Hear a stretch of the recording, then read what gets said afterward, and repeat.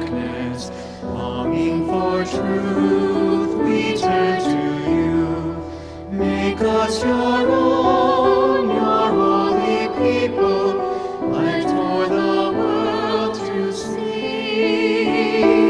Christ, be our light, shine in our hearts, shine through the darkness. Christ, be our light, shine in your church, gathered today. Longing for peace, our world is troubled. Longing for hope, many despair. Your word alone has power to save us. Make us your living voice. Christ, be our light. Shine in our hearts, shine through the darkness. Christ, be our light, shine in your church, gathered today. Longing for food, many are hungry. Longing for water, many still thirst. Make us your bread, broken for others, shared until all are fed. Christ, be our light, shine in our hearts, shine through the darkness.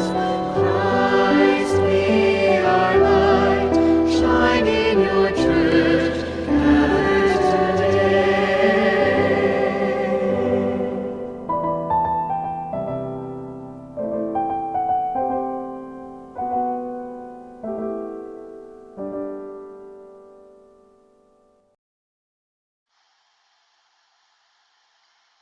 This afternoon, as one church, we will reflect on the topic Liturgy, the Summit and Source of Christian Life with Father Reginald Malikdem.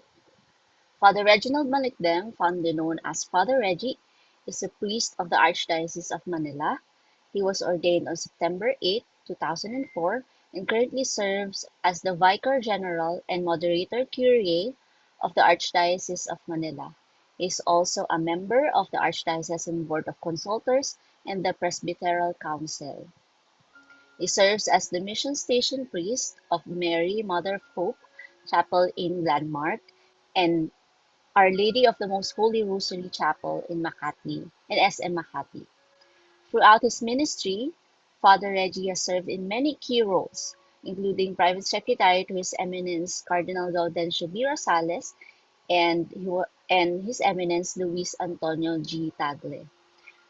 He completed his primary and secondary education at the Lourdes School of Mandaluyong and continued his formation in San Carlos Seminary, where he earned his Bachelor of Arts in Philosophy and Master of Arts in Theology.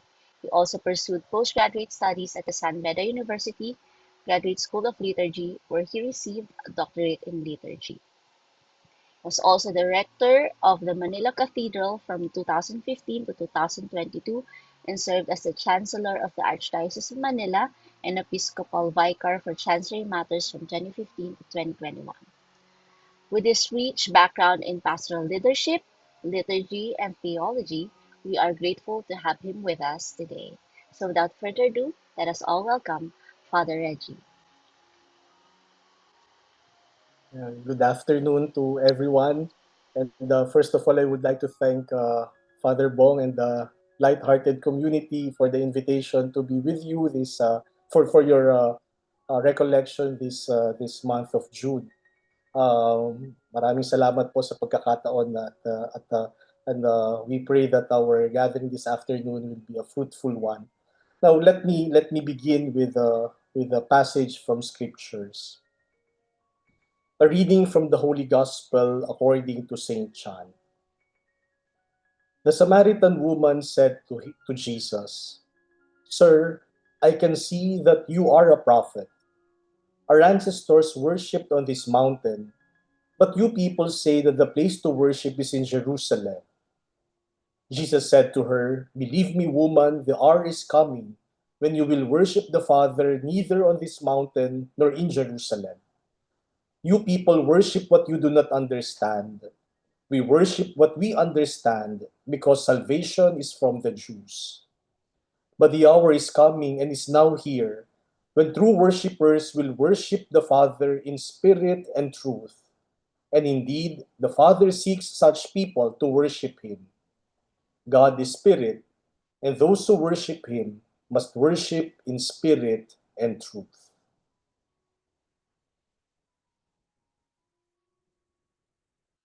The Gospel of the Lord.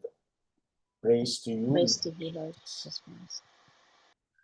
Um, Siguro po it is quite obvious why I chose the topic on the liturgy for our recollection this month. Father Bong gave me the liberty of choosing the topic. Sabi niya, you discern what topic to share with our community. At because aside from my administrative work in the Archdiocese, I am also a liturgist. I teach liturgy in the seminary. So sabi ko, I would rather talk about the liturgy, which is really a passion, my passion. And we have to admit that as Christians, no, looking at the many topics of your monthly recollection, sabi ko, siguro maganda na that we focus on the liturgy. The liturgy in which our whole Christian life evolves. No? We talk about the virtues, we talk about realities in the church, we talk about theology, but everything revolves around the liturgy. Every Sunday, we go to Mass. Every Sunday, we receive the body and blood of Jesus in the Eucharist. Maybe some of you are praying faithfully the Liturgy of the Hours, which is also the liturgy. And we know the sacraments, which are liturgical celebrations. So we cannot really take away the liturgy from our lives as Catholics. No? It is really the summit and source of our Christian life. But let me begin by asking a basic question. Next slide, please. What is the liturgy? Um, for many, when we hear the word liturgy, we immediately think of rituals, of celebrations, of ceremonies. We think of the sacraments, the Eucharist, the Mass. We think for some who are more interested in the liturgy, they will talk of rubrics, which are rubrics are instructions in the liturgical books on how to celebrate the liturgy. So for many of us, when we hear the word liturgy, they are all about celebrations, rituals, and ceremonies in the church. But maybe to deepen our understanding of the liturgy, we have to begin by looking at its etymological root, the etymology of the word liturgy. The word liturgy came from the Greek word liturgia, which is really a compound word composed of two simple Greek words, laos, meaning people, and ergon, meaning work. So, etymologically, based on the root, the source of the word, liturgia or liturgy is the work of the people, public works, or state projects on behalf of the people. Hindi po the word liturgy did not really begin in the church's vocabulary. It started as an ordinary word. In fact, it is a word used by the state. So during the Hellenistic period, when you talk of liturgia, the Greek word liturgia, it really refers to the projects or services rendered by the state to its citizens. So kapag nagpagawa sila ng roads, that is liturgia.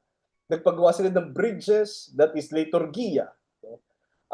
So they are public works or state projects on behalf of the people, or it can refer to an office that one undertook in the name of the state as a public servant. So the word liturgia did not really begin as a ecclesiastical a word, but it really is a word of the state. later on, the word will have a broader meaning. It will refer to the work done by slaves for their masters or the small acts of service one did for a friend. So if your friend needs assistance and were there for your friend, then that is liturgia. Now, later on, the word liturgia was used in scriptures. Next slide, please. Um, in the Old Testament, the word liturgia was used to refer to the Levitical cult or the official worship of Israel. So the Levites are the priests, and the services, the ministry that they rendered in the Old Testament, Greek Bible, the word used to refer to the services of the Levites was liturgia. Siyempre, if you know Greek, you can start looking at the Greek Bible and the search. And in fact, there are according to experts, there are 170 times in the Old Testament that the word liturgia was used to refer to the priestly cult or the official worship of Israel. In the New Testament, the word liturgia was used, or its derivatives, so its other forms like liturgein, liturgos, no? Liturgonton. The word liturgia appear 15 times in the New Testament, no? In the Gospels, and in the letters of Saint Paul. One example of the one example when the word liturgia was used in the New Testament is about when the Saint Luke narrates the offering of Zechariah, the father of John the Baptist. That is the story that opens the Gospel of Saint Luke. Zechariah was chosen to offer incense, no? And in the Gospel of Saint Luke, the chapter 1 verse 23, it says that when the days of ministry were completed, he went home. So after the angel appeared and he completed his ministry, he went home to his wife Elizabeth. Now, the word ministry there in Greek, the Greek Bible, the word is liturgia. Kaya sasabihin minsan sa atin, gamit kayo ng salitang liturgy, kayo mga Catholics, liturgy kayo ng liturgy. Wala naman sa Bible yung liturgy. True, in the English Bible, wala. But you go to the Greek Bible, you can find it there, no? Liturgia. So, if we look at the etymology of the word and how it is used in the scriptures, we can say that etymologically, liturgy means service. And the notion of service is essential to the definition of the liturgy. So before the liturgy is ceremonies, rituals, before the liturgy is celebration, the liturgy is service. I think that should be a basic understanding of the liturgy. It is not immediately ritual. The rituals are meant to serve. So the liturgy means service. The liturgy means service. And because the liturgy means service, those who have offices or functions or ministries in the liturgy are servants. Servants. So next slide, please. Maybe some of you are lectors in their parishes, in their communities. Maybe some of you are members of the choir, or I do not know, members of the Extraordinary Ministry of Holy Communion, maybe part of the Ministry of Hospitality, the greeters or collectors or altar servers, and even the ordained priest, the presider, the priest. We are servants. If the ministry is if the liturgy is service, then those who have roles and functions in the liturgy are servants. So it must be always remembered that beneath the pomp and circumstance of liturgical celebration lies the solid foundation of ministerial service. And liturgical ministers, whether ordained or lay, are servants. And the office they hold at liturgical celebrations is a form of service. Next slide. Clerical ordination and lay ministerial institution create ranks in the church and not raise sociological status. ordination and institution designate the ordained or the instituted layperson as a minister, that is, a servant. I think this is an important reminder to all of us who have roles and ministries in the liturgy. We are servants. We are servants. We are serving God and His church. Because there's that mentality that because I am a member of this or that ministry, parang mas mataas ako than ordinary mass goers. Because I give communion, I help the priest in giving out communion. Nako, I am almost like the priest. I'm equal to the priest. Or sometimes, even kami pong mga pare, because of our ordination, nako, mas mataas kami kaysa lay people because I am ordained. But remember that ordination to the priesthood or institution for lay liturgical ministers do not raise our sociological status. In fact, ordination and institution to ministry or commissioning to ministry are the church's ways of declaring publicly a person to be the servant of the community.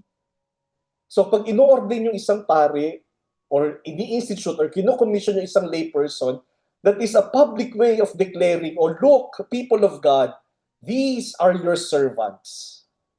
These are ministers, and so they are servants. In fact, the word minister, comes from two Latin words din. No? Minus 3. So you are below 3 levels, no? As a servant. No? As a servant. With this understanding of the liturgy as service, I think it will change the way that we look at the liturgy and we celebrate the liturgy. And for liturgical ministers, it will change our way of looking at ourselves as ministers of the church. We are not masters, we are not lords, we are servants of the liturgy. Kasi po, it is sad, minsan, maybe you have encountered this, we have ministers, lay ministers, who yung nagkaroon ng arrogance, no, because of their ministry or yung sense of entitlement. No? Ako, nagseserve ako dito, so I deserve this. Minsan sasabihin, I deserve a reserved spot in the parking. Kasi lector ako dito, kaya dapat meron akong reserve parking space. Or pag ako nagpakasal yung anak ko, dapat libre kasi nagse-serve ako dito. So medyo yung entitlement. No? I remember when I was secretary to Cardinal Rosales, I accompanied him to parish fiesta. No? Fiesta po ng isang parokya. So as expected, punong-puno yung simbahan dahil fiesta. And then we started the procession. I happened to be the first priest in line of the concelebrants. No? So usually you have the altar servers, the lectors, and then the lay ministers of Holy Communion, and then the priests. So ako po yung unang pari doon sa pila. So in front of me are the lay ministers of Holy Communion. So we started the procession towards the altar. Now, napansin ko na when we were reaching the first pew, nagkakaroon ng commotion doon sa first pew. The lay ministers of communion were gathered there around an old usherette. So, nandun yung mga lay ministers, and then in the middle of them ay ang one old usherette. And then as we were processing, I understood what was happening. The first pew, which was supposed to be reserved for the lay ministers of Holy Communion, ay na-occupy na ng mga mass goers. Maybe this old greeter, this old usherette, that her task was to see to it that no one sits doon sa first pew. Baka pero siguro nakalingat siya, yung mga tao, dahil ang daming tao, they occupied the first seat. So wala nang maupuan yung mga lay ministers, wala nang pwesto yung lay ministers. And as I was passing by yung commotion nila, I overheard one lay minister of communion say to that poor usherette, sabi ng lay minister, paalisin mo yung mga yan. Pag hindi mo pinaalis yung mga yan, kami ang aalis. Now, I was very tempted to say, sige po, umalis na kayo. Marami naman po kaming pare. Kami na lang magbibigay ng communion. Hindi namin kayo kailangan ngayon sa misang to. Buti na lang, I remembered na namimiesta lang ako. Bisita lang ako doon. Baka sabihin na namimiesta ka lang, nakikialam ka pa. But the mentality, I am a lay minister, I deserve a reserved seat. Hindi ba mas maganda kung sinabi nila, hindi, okay lang. Anyway, we are servants of this parish. Tatayo na lang kami. Allow them to occupy the seat. Where is service? Where is humility?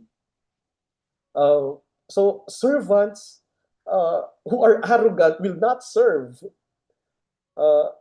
If ministers of the church are proud, we will not serve. We will only serve ourselves. We will not serve God, and we will not serve His church. We will not serve the people of God. No? So a very good reminder, kahit na po kaming mga pari, we are also guilty of this. No?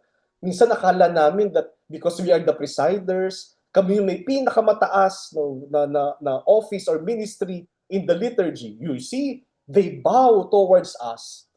Yung mga ministers nagbabaw pag dumadaan sa amin. So you see, we are like gods. Niyuyukuan, we worship. But we must remember that we are there as servants. And the signs of respect accorded to us is not because of our person, but because of the office that we embody in the liturgical celebration.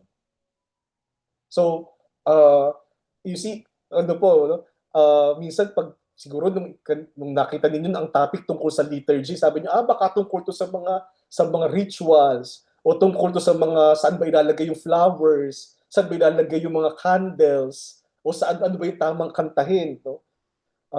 But you realize that the liturgy is more than that. The liturgy is more than the rituals.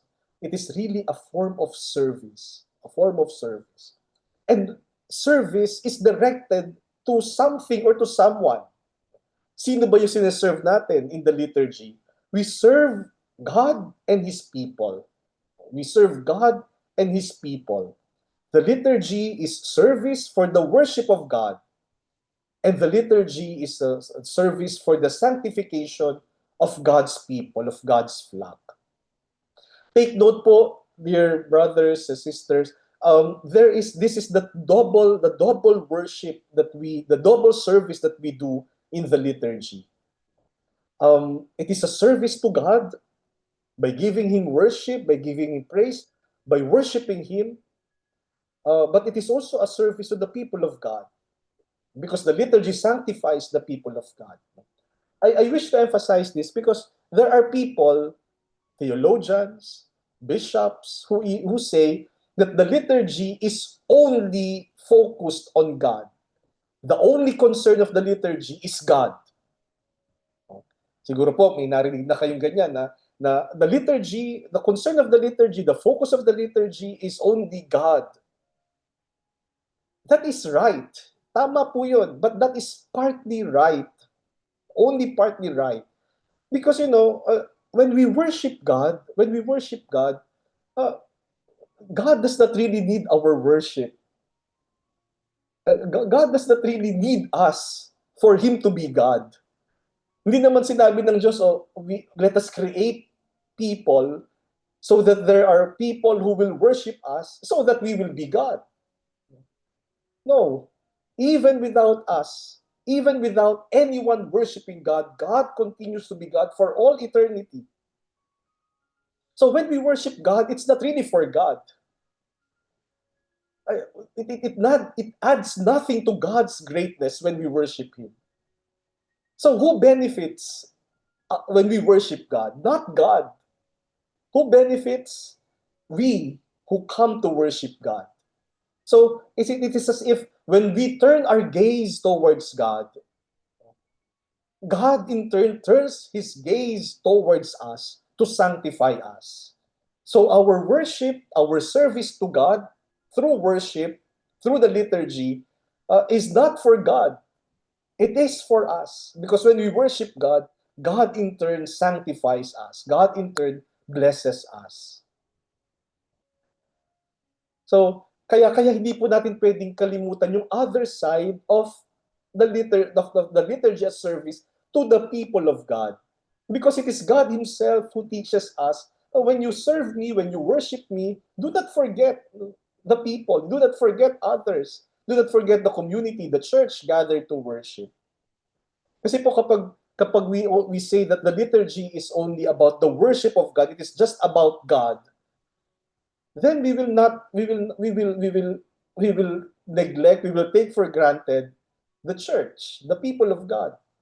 Sabi natin, it does not matter if the people are able to sing, it does not matter if the people are able to participate, it does not matter if the people understand what is happening. What matters is that God is pleased. Si God lang. Paano naman yung sa community? Paano naman yung community? Si God nga, when we worship Him, God blesses us. So, the double worship of the liturgy as the worship of God, but also we must be concerned about the community, the people of God. Alam nyo, this is expressed beautifully po in one of the prefaces. And this preface is, this translation is the old translation of this preface. It is from the preface of a common weekdays, preface number 4. And it says, sa slide po, you have no need of our praise, yet our desire to thank you is itself your gift. Our prayer of thanksgiving adds nothing to your greatness, but makes us grow in your grace. Our prayer of thanksgiving adds nothing to your greatness. You are great, O God.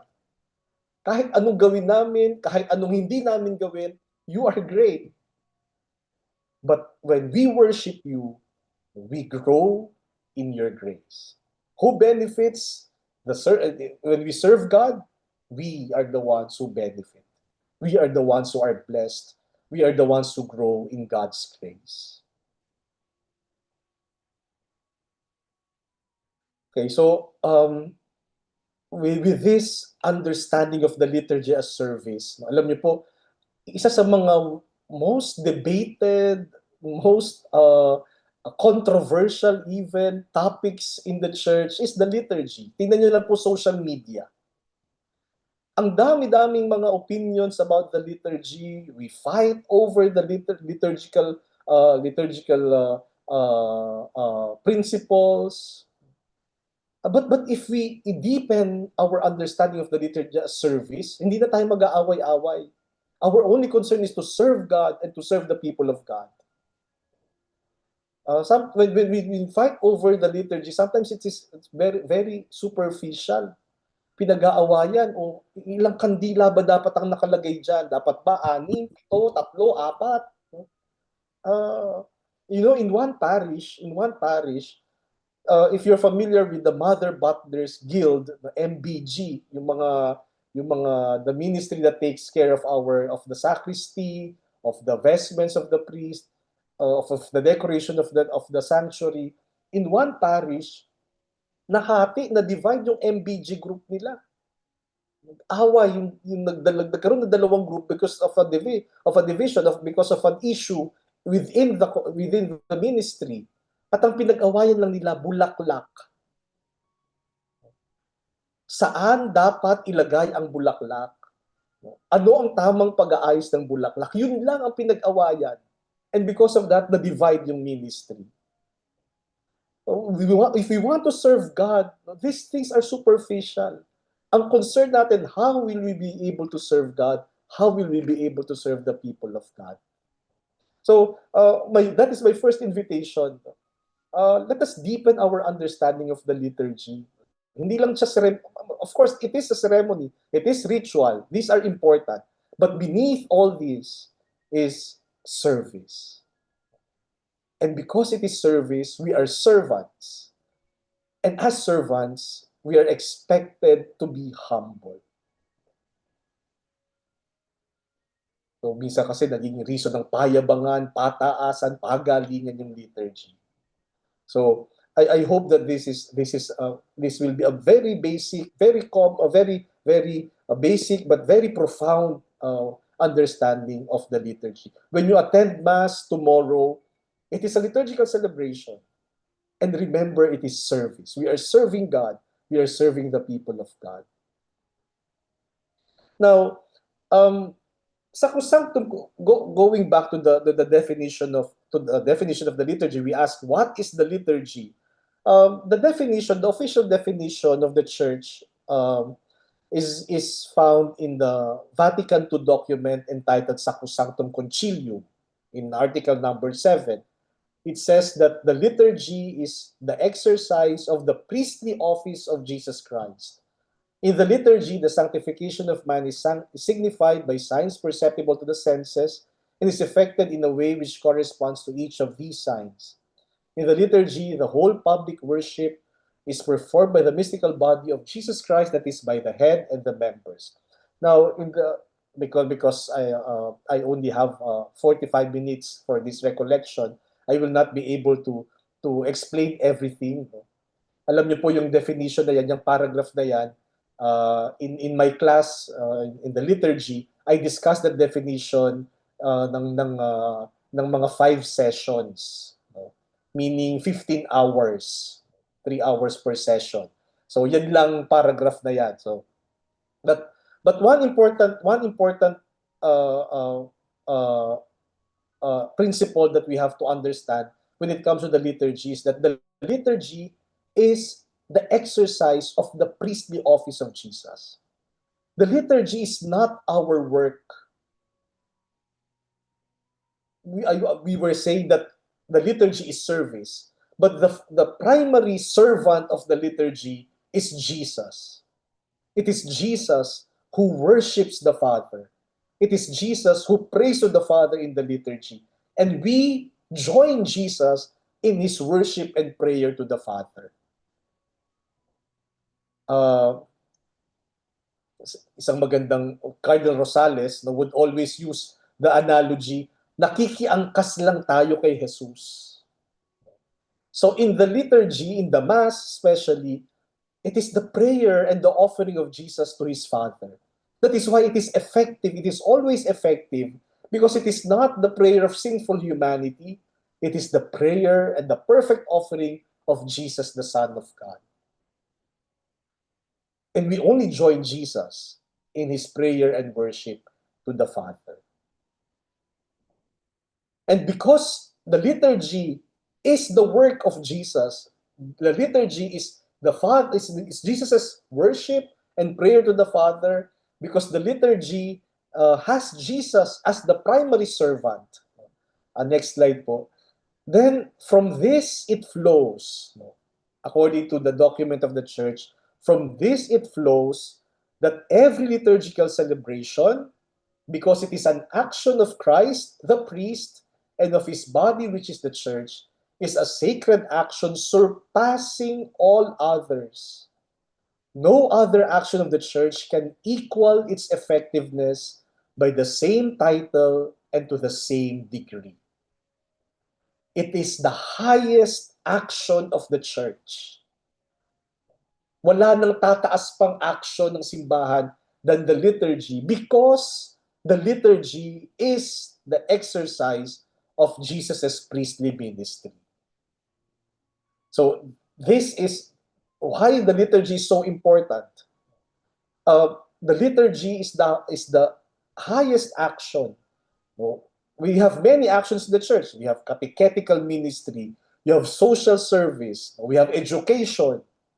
But no, all of these are subordinate to that which is the perfect and the highest action of the Church, which is the liturgy. No action of the Church can equal the liturgy's effectiveness.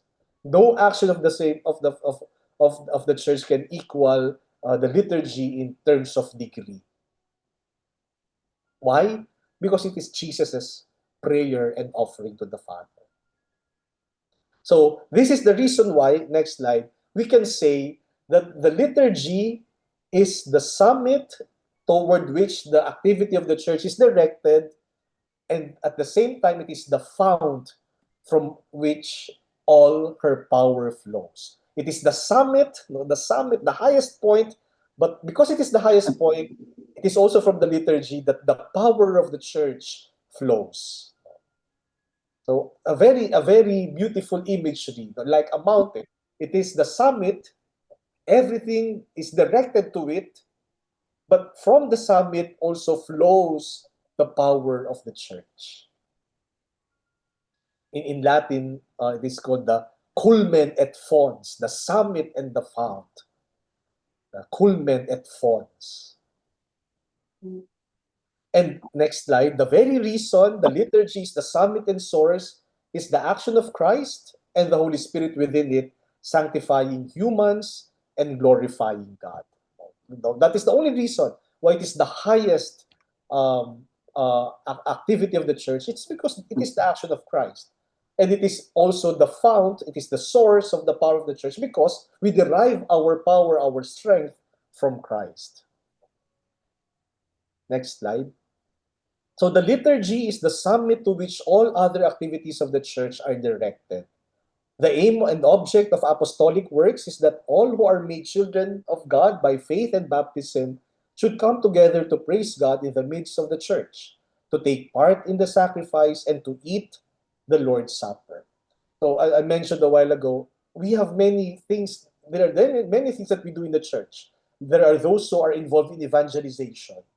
There are missionaries who go to far-flung areas to evangelize. There is catechetical ministry. There is social service, service to the needy, to our needy brothers and sisters. We have the healing ministry. We have many activities in the church. But all these activities should direct us to the liturgy. Bakit po ba pumupunta yung mga missionaries to far-flung areas and evangelize? Just to proclaim the gospel? What is their ultimate goal? The ultimate goal of missionaries is to have those they evangelize baptized in the church. And that is liturgy. Receive the sacraments of initiation, baptism, confirmation, and the Eucharist. So, lahat ng ginagawa natin, if the liturgy is the summit of Christian life, then all the activities of the church should always lead us to the liturgy. Bakit kailangan magpaganda ng simbahan? Bakit may construction ng simbahan? Para may magandang lugar for the liturgy. So, everything must be towards the liturgy. Minsan sasabihin, bakit may fundraising? Dapat yung fundraising directed towards the liturgy. So, the liturgy is the summit to which all the other activities of the church are directed. Now, we have to say that while the liturgy is the summit, it should not be the only activity of the church. Because it cannot be the summit if it were the only activity of the church.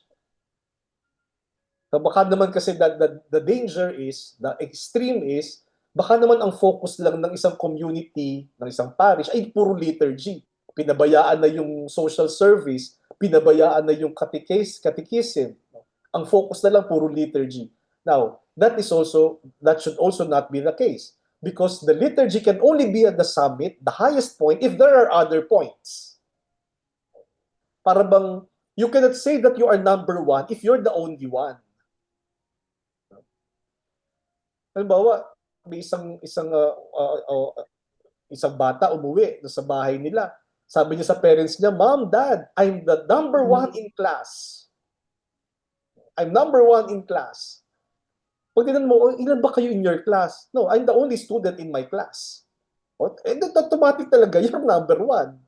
Now, you can only be number one if there is number 2, number 3, number 4, number 5, number 6. So the liturgy can only be the highest if there are other points. So the church should also give emphasis and importance to the other ministries, to the other works of the church. But all of them must lead us to the liturgy.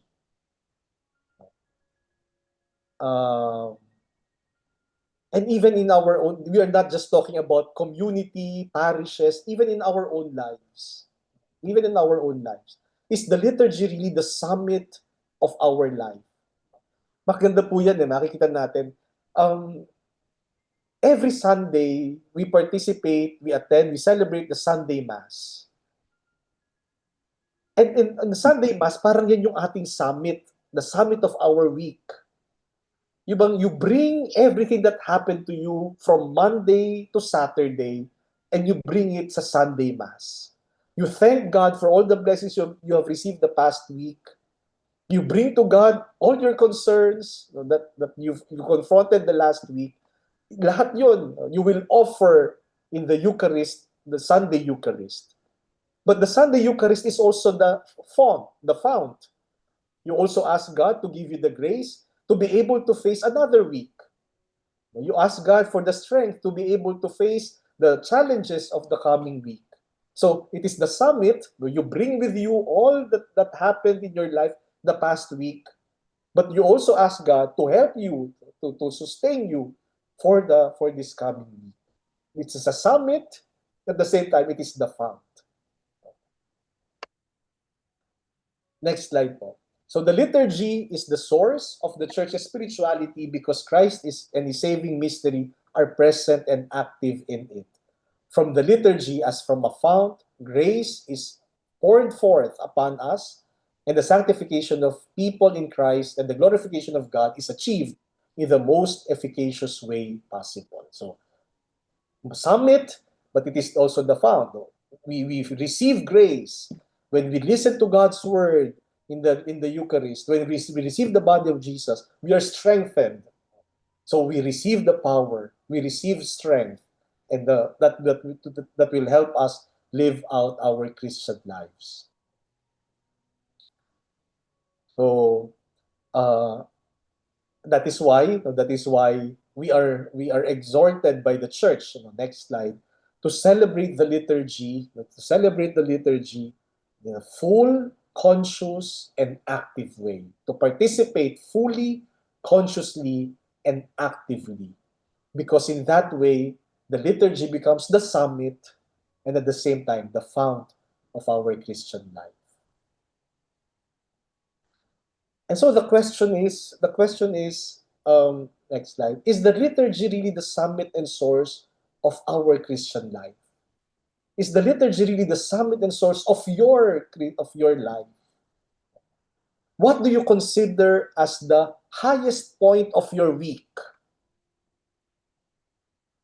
So if you will look at your schedule from Monday to Sunday, what is the schedule? What is the schedule that you always look forward to? Ano yun? Ano yun? That you look forward to? Can we honestly say that in my whole week, the highest point, the schedule I look forward to is my Sunday liturgy, my Sunday Eucharist? O baka naman, yung excited ako palagi, the highest point of my week is when I go to the mall for shopping or when I eat in my favorite restaurant. Yan ang climax of my week. Or when I end with my family. If the liturgy is the summit of our Christian life, it is the schedule that we always long for, look forward to, that we always long for. Is the liturgy the source of my Christian life? Where do I get my strength in order to live out my daily duties, my responsibilities in life? Kapag napapagod ako, kapag feeling ko drained ako, where do I go? Magpapamasahe ako. I will go to the spa to be refreshed. So, what is really the source of your Christian life? Is it the liturgy? After the Mass, do we feel strengthened? Do we feel refreshed? Pag masasabi ba natin when the priest says, go, the Mass is ended, pwede natin sabihin, yes, I'm ready to go and face the challenges of life because I have received strength from the Lord in the Eucharist. Kaya lang minsan po, parang after attending a Mass, parang drained yung mga nagsimba. Lalo na kapag boring yung pare, boring yung homily. After the Mass, parang sabi natin, ay, Pag sinabi ng pare, go in peace, the mass is ended. Sabi, thanks be to God. At salamat sa Diyos, natapos din itong misang to. No? Kaya siguro napapapalakpak pa, tapos na rin sa wakas. But I hope that when we go from the Eucharist, we feel strengthened. We feel strengthened. Na the liturgy is really the source of my Christian life. Let me conclude by an important passage from that document of on the liturgy by the Second Vatican Council. It reminds us, and especially the pastors, that when the liturgy is celebrated, something more is required than the mere observation of laws governing valid and licit celebration. It is their duty to ensure that the faithful take part fully aware of what they are doing, actively engaged in the rite, and enriched by its effects. Now, I like that phrase, something more is required. Something more is required. Because as I said earlier, when we talk of the liturgy, it is as if it is just about laws, it is about rituals, but something more is required. Something more is required. And hopefully, every time we celebrate the liturgy, as the summit and source of our Christian life, we always achieve that something more, which is encounter with God. For in the end, the liturgy is about our encounter with God. Our encounter with God. Every time we celebrate the liturgy, the sacrament, especially the Eucharist, hopefully we go after the Mass saying, I have encountered God. Hindi lang yung I have celebrated the liturgy or I have observed the rituals, but really, the rituals are meant to enhance our encounter with God. I remember a story about a boy who was with his mother, and he will ride the airplane for the very first time. About a boy of about 7, 8 years old. And first time niyang sasakay sa eroplano. So, when they entered the plane, usually the flight attendants are there welcoming the passengers. As soon as they entered, the young boy told the flight attendants, please tell the captain, I want to meet him. So, itong bata, no, yun ang kanyang demand agad. I want to meet the pilot. No, I want to meet the pilot. So, and the flight attendant, the head flight attendant, was very courteous to say, okay, I will tell the pilot about your request, but first, please take your seat. So the mother and the boy were led to their seats. And while waiting for the plane to taxi to take off, every time a flight attendant would pass by, the young boy would say, hey, please tell the pilot I want to meet him. So the flight attendants told the pilot about it.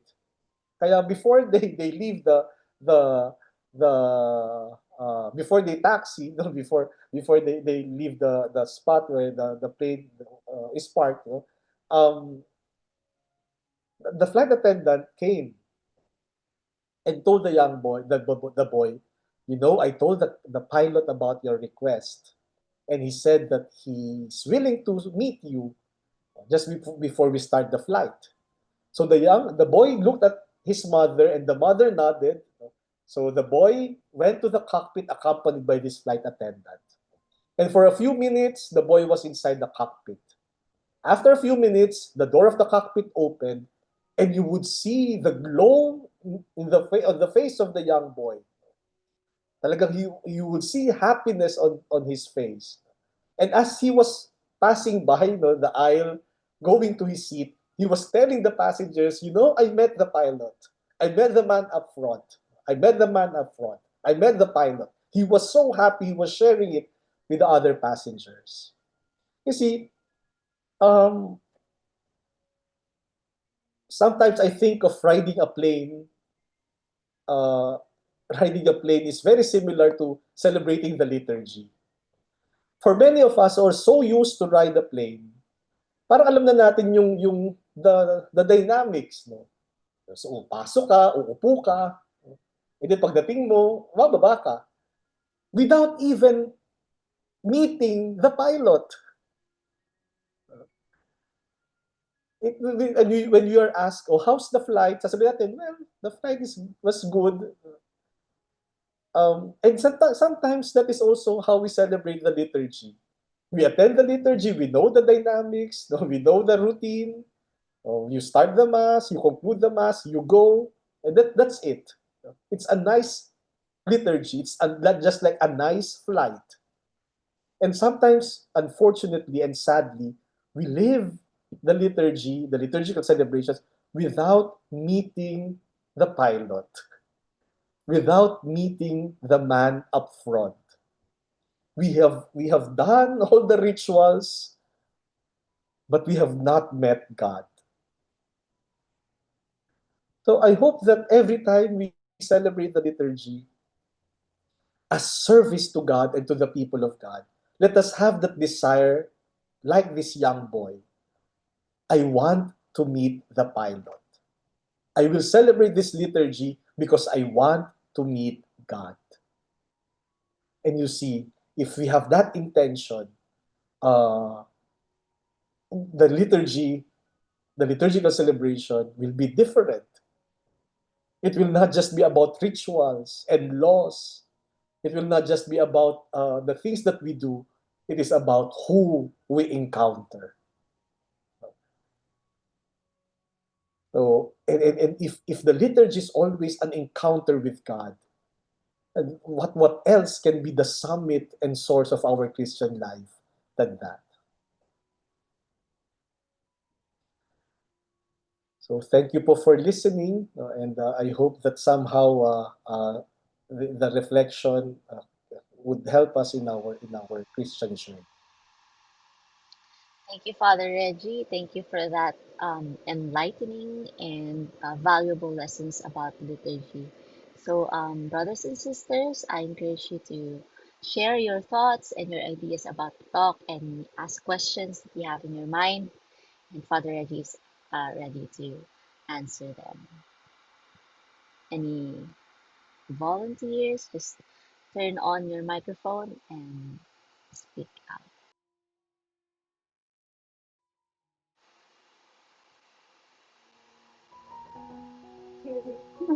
Right. I'd like to thank Father Reggie for this very inspiring uh, presentation and clarification for us to really make it of the liturgy. And that it's like, because we take it for granted that it's Jesus who is there and it's Jesus who are meeting, and we get distracted. So, like, I'm wondering, how will more people be aware that the Holy Mass is this really sacred, and that it's not just a routine, uh, like weekly, like event that we have to go through, no? So, so I guess that's my first observation. How can more people be aware or internalize that it's Jesus Christ who is there? My second is a form of a question. Well, some people wants to, because they value the mass, they have the time, they want to go to mass twice. Is that something like, is there a benefit of attending the mass 2 times? Because they really value the importance, so they want to attend the mass again the same day. I'm really wondering, but I'm aware that you receive the communion only once in a day. Yeah.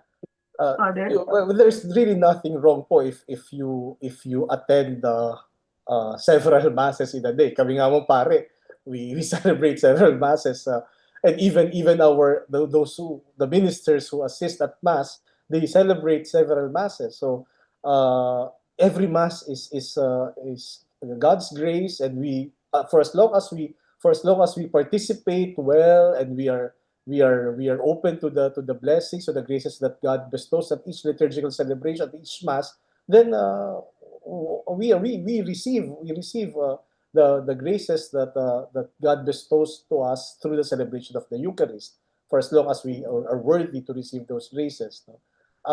So there's really nothing wrong, especially if we offer those masses for others.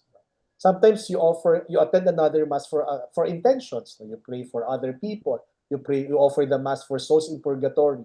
So that there's really nothing wrong about it.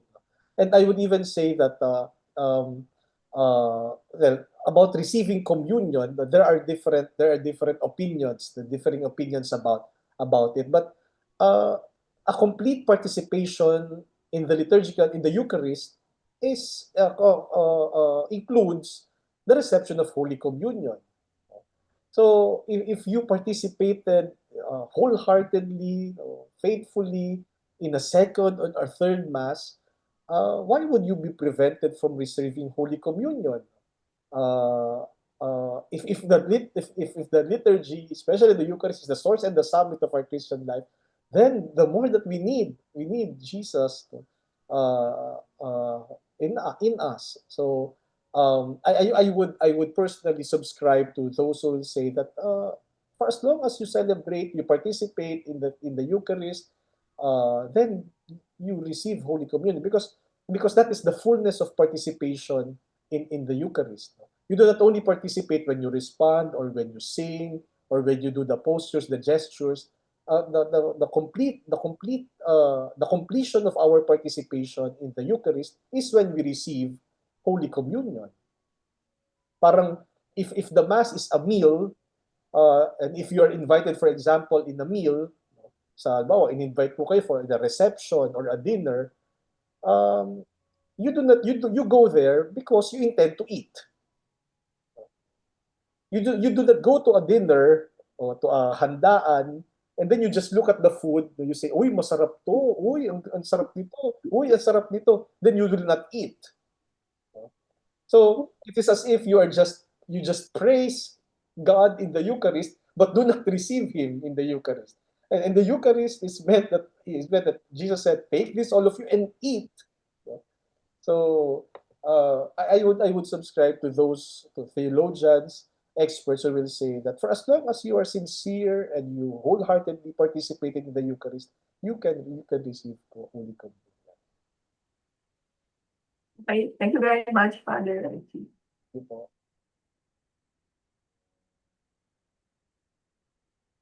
Any additional questions or thoughts?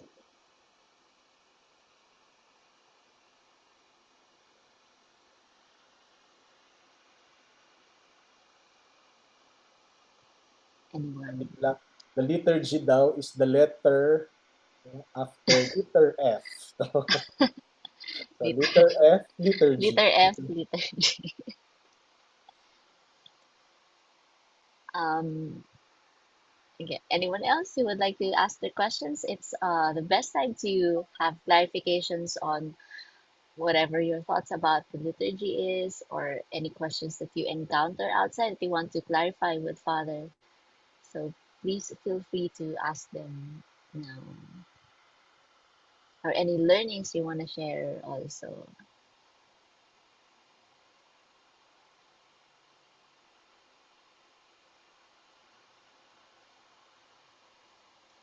Don't be shy na po.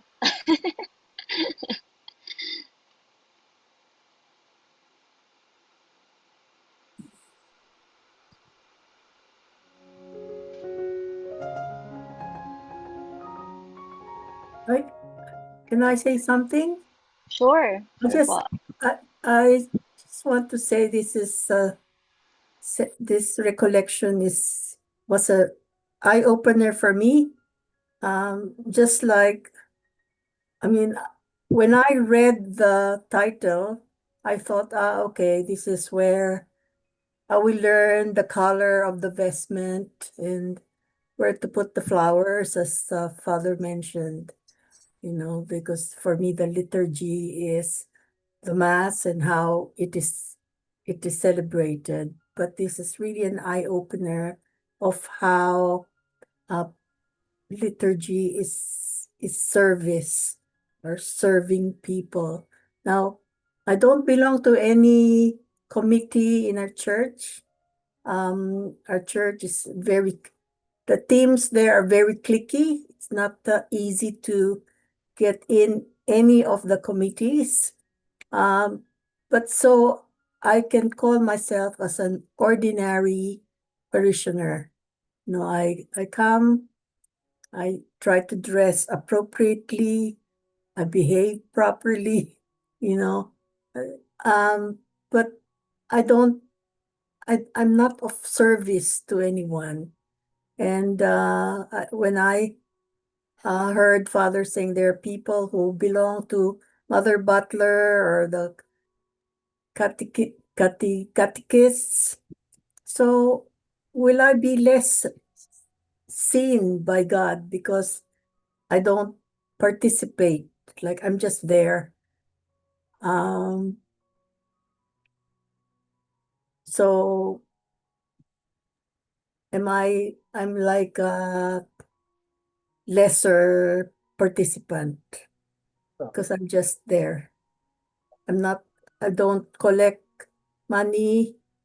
I don't make the flowers. I don't, I'm not involved in catechism. So what, what, what service can I provide? Yeah. Well, remember po that when we talk of liturgical ministries, uh, these are ministries in the offices and the or ministries that have roles to or role to play that have roles to play in the liturgy. So you will mention of the lectors or the altar servers or the choir. But remember that being a mass goer is also a liturgical ministry. Being there, as part of the assembly is also a liturgical ministry. So by being there, participating, singing, responding, you are also performing a ministry. It is also a service. Uh, so we do not limit our understanding of liturgical ministers to those who have explicit functions. When you talk of liturgical ministry, it includes the assembly, those who are there to participate in that. So, and the majority of our Catholics are really form part of the liturgical assembly, present and participating in our liturgical celebrations. So hindi po ibig sabihin that you can say na I do not have any role, I do not have any service, I do not render any service. By being there, actively participating in the Eucharist, you are performing a ministry. Okay, thank you, Father. Thank you, Miss Nanette. And we're entertaining just one more question. And if there's something that's stirring your heart to ask that, please do so because you might not have another opportunity to ask again directly from Father. So just one more, and Father is ready to answer them.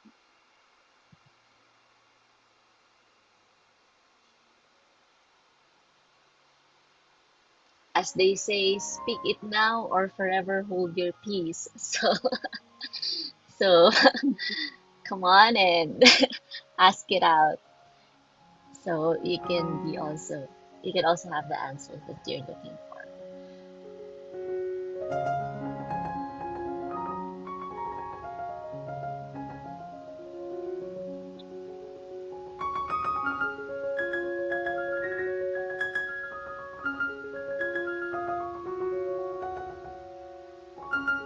No more?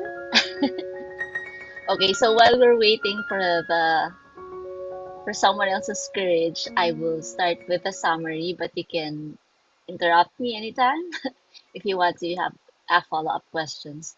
In summary, uh, it's very enlightening that this talk um, reminded us that liturgy is beyond the ritualistic Mm. um, things, beyond the celebrations, beyond the rituals, and beyond any superficial things that we see during the Mass. But it is about the ministry of service and the ministry of Jesus Christ that we are participating and that we are um, like riding on to.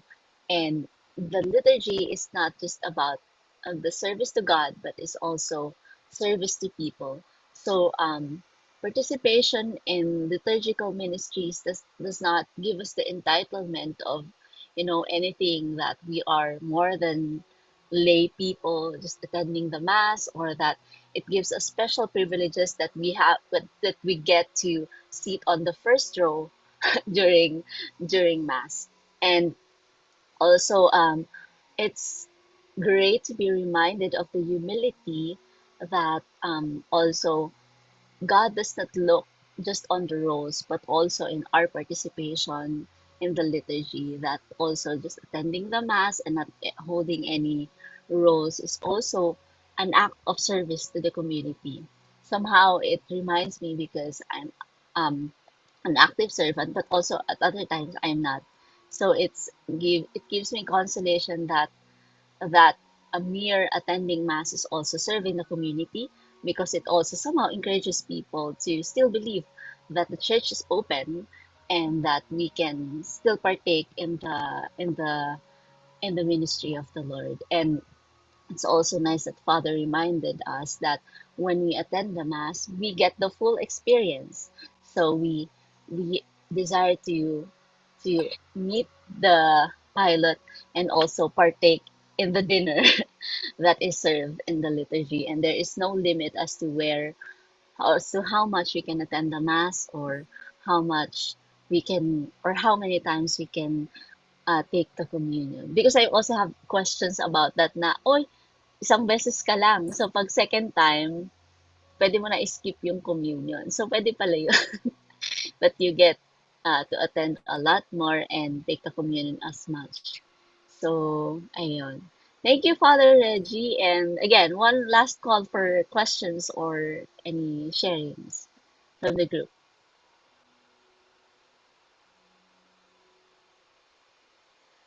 I guess wala na po. So, thank you, Father Reggie, and thank you very much for that enlightening session with you, and for answering our questions, and for taking the time to also talk about this liturgy in a more deeper sense than what we usually have idea of. So, thank you also to all our participants from the Lighthearted community um, for being with us today. And so, for few announcements, we will have our prayer gathering on July 4th. The sharer is Miss Aurorita Mendoza. And then we have the Matthew for the sharing. And then we also have another recollection on the third week of July, which is July 18th, same time. So again, thank you everyone for participating. Thank you, Father Reggie, again for gracing us with your time. And have a great rest of the weekend, everybody, and be blessed. Thank you so much. Bye bye.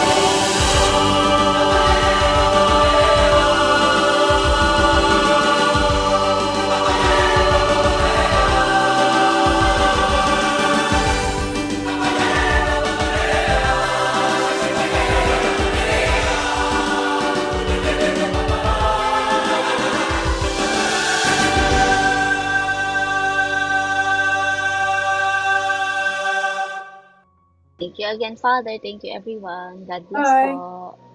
Father. Bye.